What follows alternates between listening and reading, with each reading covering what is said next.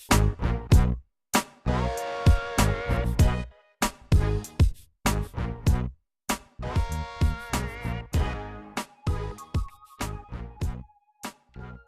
my name is Stanley Thomas. Welcome to Real Talk of Colorado. Today we are going to be talking with Thomas and Elizabeth Winstead from Evansville, Indiana, who's been married for 50 years.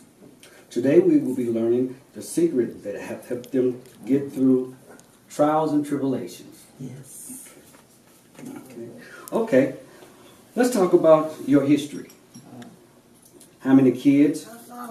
Where did they meet? And what age? All right. Thomas and I are high school sweetheart. I married my high school sweetheart. And we met back in 1966. I was a senior in high school. And his sister and I are classmates. So I used to take the scenic route home in order to see him. See? Okay. So, he was in the National Guard getting ready to go to summer camp. And it was just something about him that I just loved because he looked like he was really trying to get his life together. Okay. So we fell in love. I fell in love with him. He fell in love with me. And we got married. And out of the union, we have 2 kids. Tommy Jr. and Teresa Armstead. Tommy has a girl, a young lady. She's 22. And she has 2 sons, which are our great-grandsons. And Teresa, my daughter, she has 3 girls. Boy, all girls. So when we was blessed with the 2 boys, the great-grandsons, we were excited. We were very happy. So that's, we have our kids. Yeah. Yes, and we have our family is just, when we first met, we just more mended together. I played the hard to get part, and like she would stay there.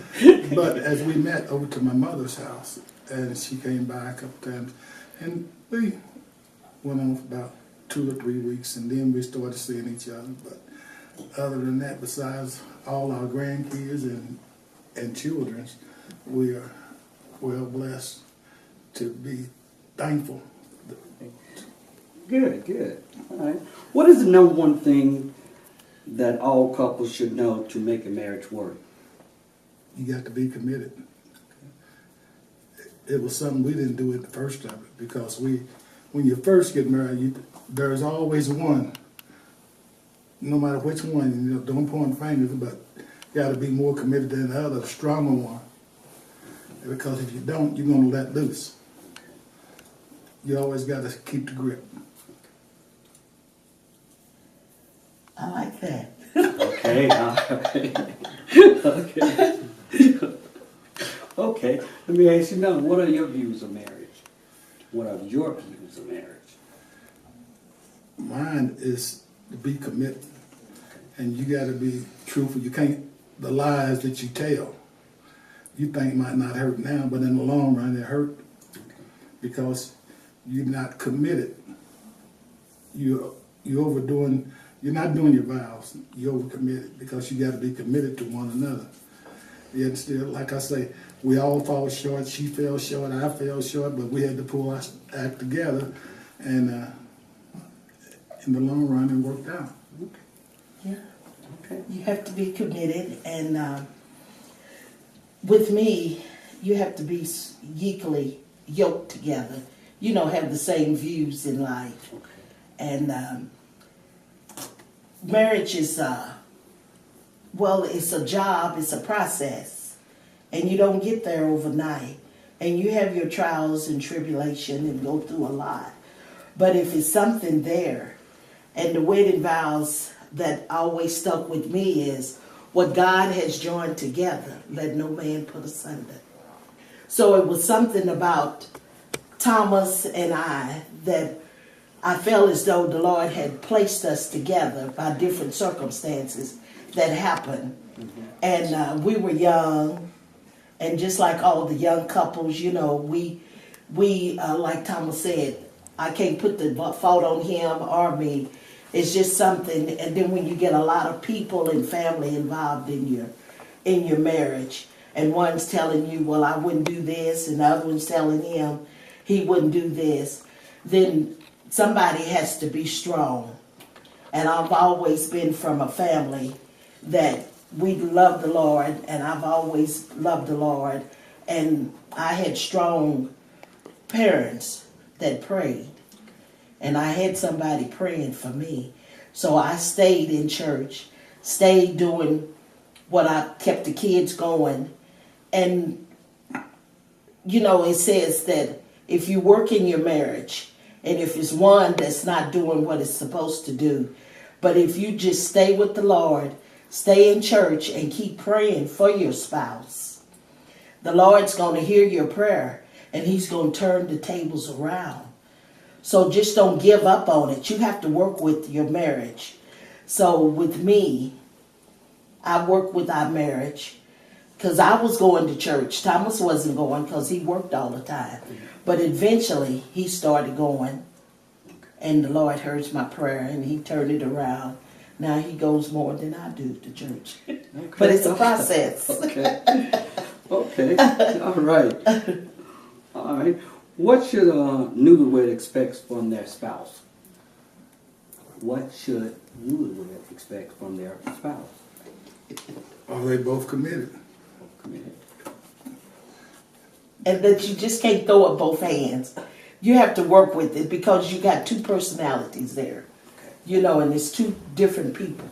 And so, can I just tell you, with my daughter, Please. with her marriage, you know, they throw up both hands and they give up so fast. Well, he's not doing this or she's not doing this.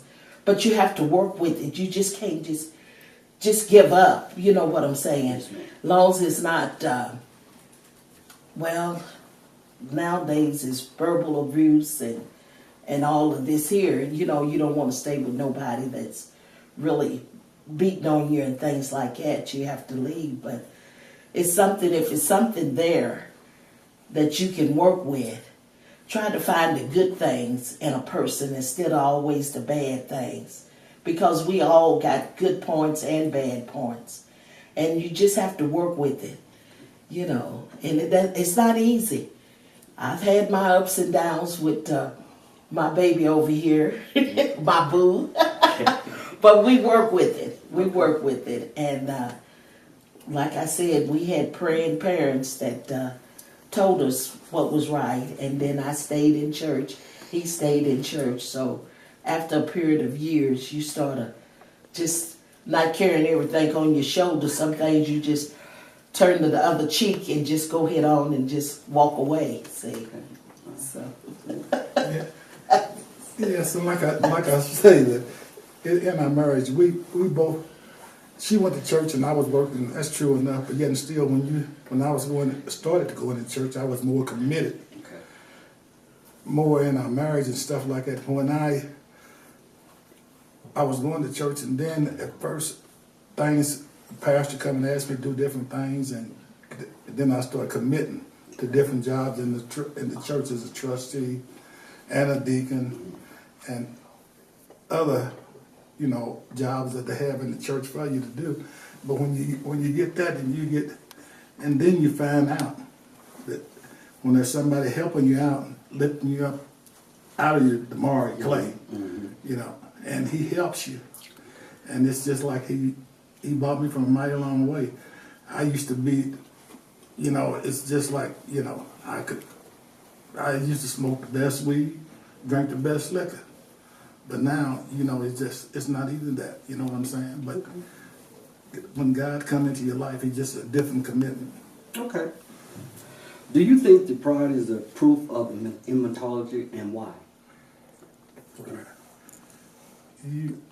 I don't have too much pride, but you can't come into my enterprise between me and her. Okay.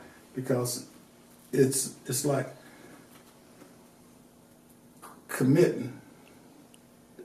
Friends telling friends, you think you got a good, she thinks she got a good friend, I think I got a good friend. And when you tell them good friends that you think what you told them they supposed to keep, and before you know it, the streets got it before anybody else. So the only commitment you have really is one another. Okay. And the good Lord, that's what'll keep you. Yeah. Miss Elizabeth, anything else to add on that one? I won't add anything to it.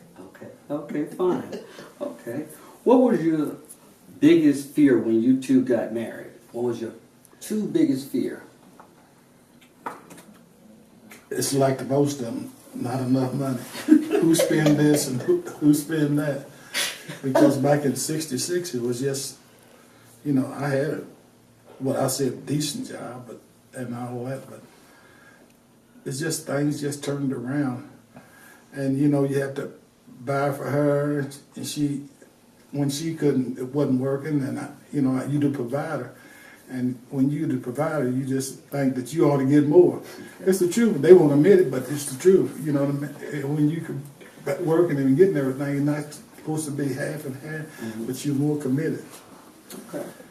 Yeah, committed to work and help out because it's, I'm his helpmate. And he always have provided for the family.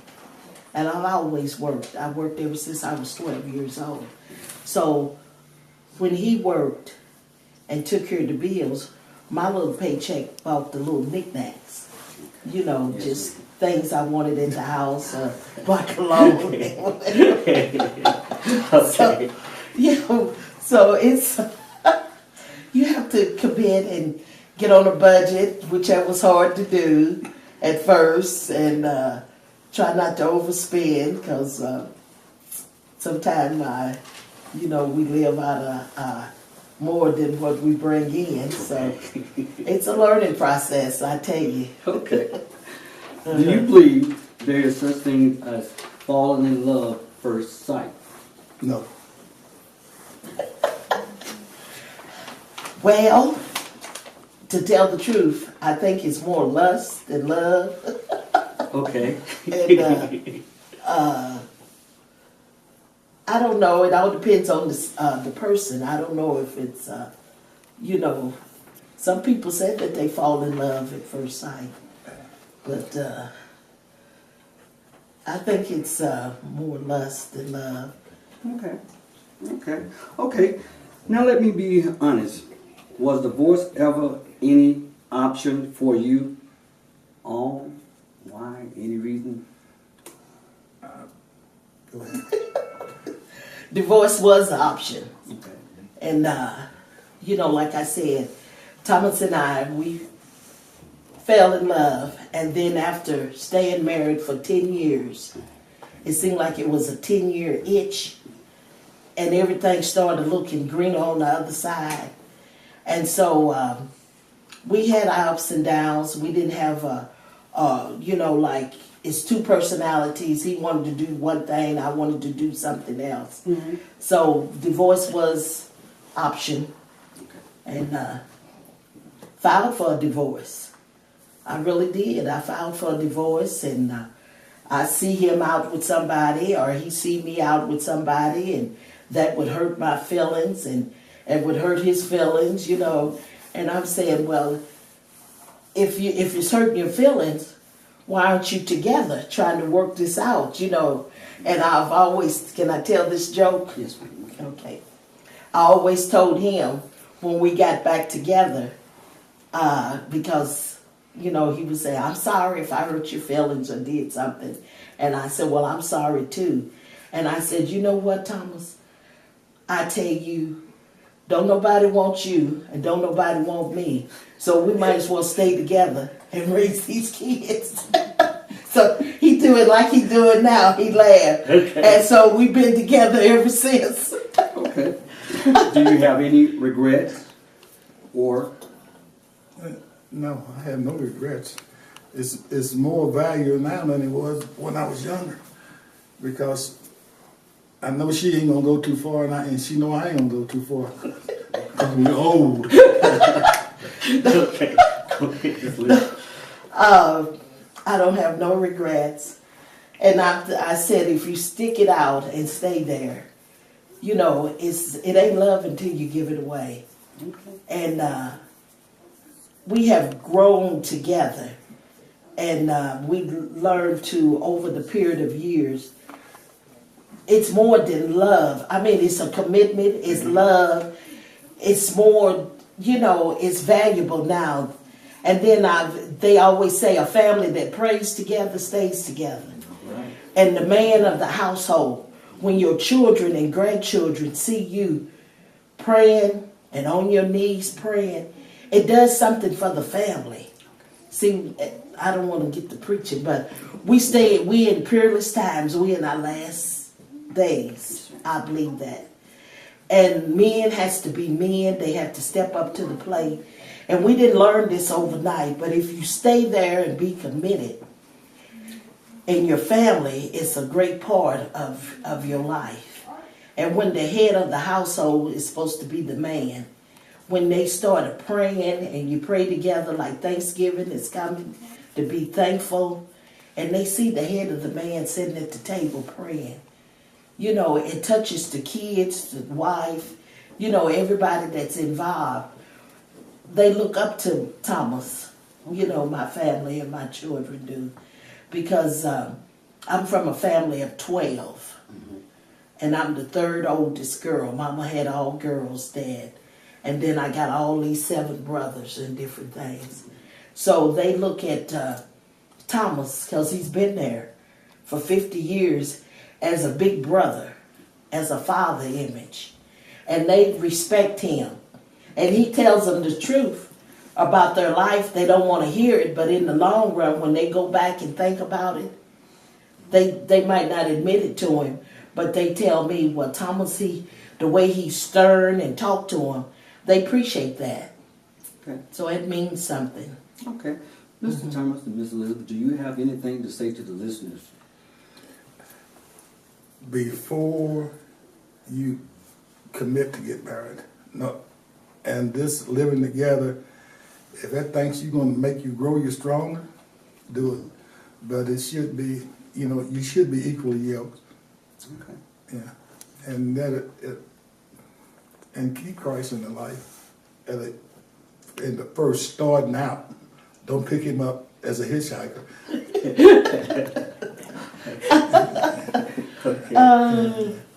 Wrap it up. When you get married, like you said, find out about your partner. You know, the do's and the don't, and try to work things out. Try to see what his goals are and what your goals are. And when you, like Thomas said, most people now, they like to live with one another. And seem like they get along fine living. And then when they get married, the commitment is there and they get afraid of it. And then they don't want to accept that. So, but I don't know. I'm from the old school. And we didn't do that back then when I was coming up, because we had strong parents, and no, it wasn't no shacking up or anything like that. If she's good enough to shack up with you, she's good enough for you to marry her and take care of her. And then you keep your name straight, you know, because she's going to, most parents, when you get married, you take your husband's last name. Mm-hmm. So you want a name that, you know, people can respect and things like that. So, but to each, I tell anybody, we learn, you have, if you do it God's way, it's going to last. Yeah, the Bible says that he, you know, wants you to stay separate until you make that commitment is getting married and all of that. But we had to learn that too. Right, thank you. So, but it'll all work out if you commit it, like Thomas said. You have to be committed. Okay. Well, this is all we have for now. Thank you for listening, and we're at Real Talk of Colorado. Thank Winstead, Elizabeth, and Thomas for joining today. Thank you very much. You're Thank welcome. you. Thank you for having us.